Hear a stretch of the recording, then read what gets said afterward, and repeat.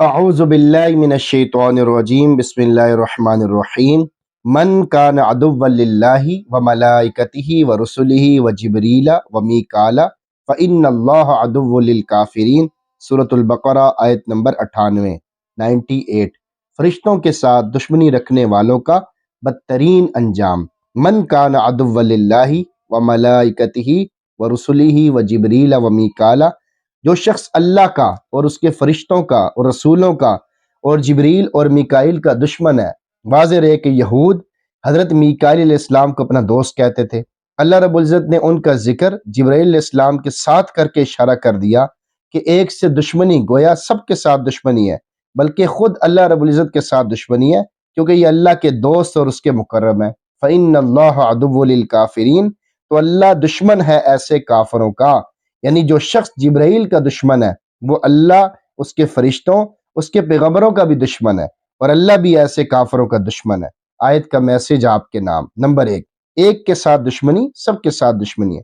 اس آیت سے ثابت ہوا قرآن کریم کے ساتھ دشمنی رکھنا در حقیقت سب آسمانی کتب کے ساتھ دشمنی رکھنا ہے، اس لیے کہ سب آسمانی کتابوں کا مقصد لوگوں کو ہدایت اور خیر کی دعوت دینا تھا۔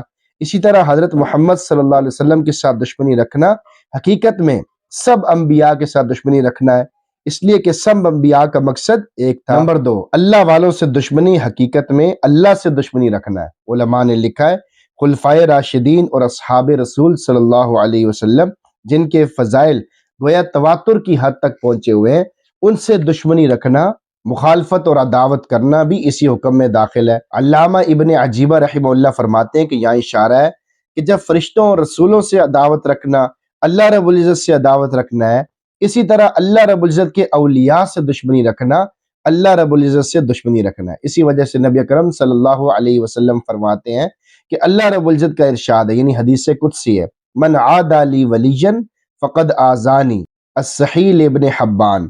اللہ تعالیٰ فرماتے ہیں کہ جس نے میرے کسی ولی کے ساتھ دشمنی رکھی اس نے مجھے تکلیف دی۔ دوسری روایت کے یہ الفاظ ہیں من عادى لی ولیا فقد آذنته بالحرب۔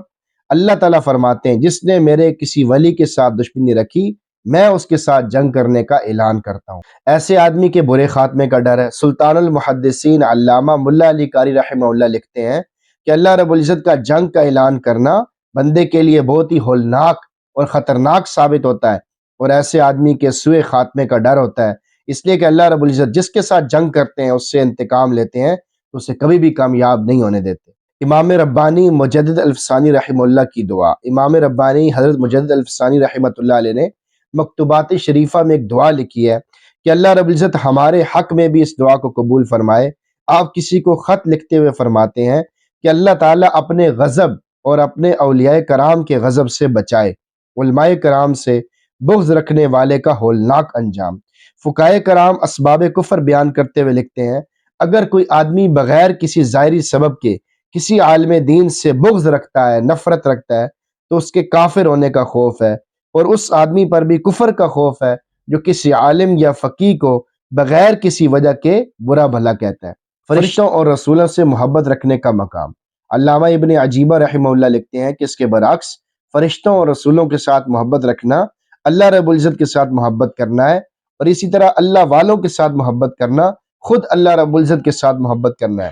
اسی طرح عام مسلمانوں سے ان کے مسلمان ہونے کی وجہ سے محبت کرنا اللہ تعالیٰ سے محبت کرنا ہے۔ بس جو آدمی اللہ رب العزت کے ساتھ محبت کا دعویٰ تو کرتا ہو مگر دل میں مسلمانوں کی دشمنی رکھتا ہو تو ایسا آدمی محبت الہی کے دعوے میں جھوٹا ہے۔ تو اللہ تعالیٰ سے دعا ہے کہ اللہ تعالیٰ ہمارے دلوں میں ایمان والوں کی، نیک لوگوں کی، اولیاء کرام کی محبت پیدا فرمائے اور ان سے دعائیں لینے کی توفیق عطا فرمائے، اور ان کی ناراضگی سے اللہ تعالیٰ ہم سب کو بچائے تاکہ ہم دنیا آخرت میں کامیاب ہو جائیں۔